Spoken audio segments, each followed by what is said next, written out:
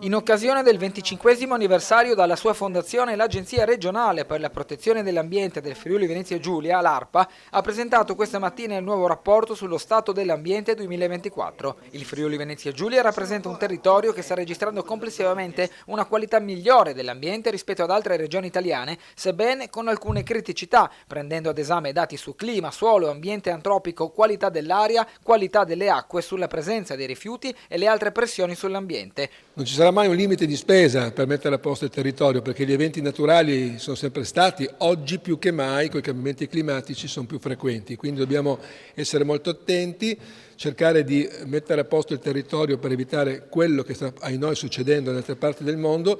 La sicurezza al 100% non ci sarà mai, però noi stiamo lavorando e abbiamo visto anche nelle grandi precipitazioni di un anno fa esatto, dove siamo riusciti a contenere di molto i danni perché si è intervenuto sul territorio. Basta? No, bisogna fare ancora molto e molto di più, risorse ne abbiamo, le mettiamo in campo, comitatini e comitati permettendo. In regione negli ultimi anni sono aumentate le temperature medie e sono diminuite le piogge estive, registrando un miglioramento della qualità dell'aria anche per le polveri sottili, gli ossidi di azoto e l'ozono, anche grazie al progresso tecnico e tecnologico. Esito positivo dal monitoraggio delle acque interne, sebbene permangano delle criticità relative ai prelievi idrici e alle pressioni del settore agricolo.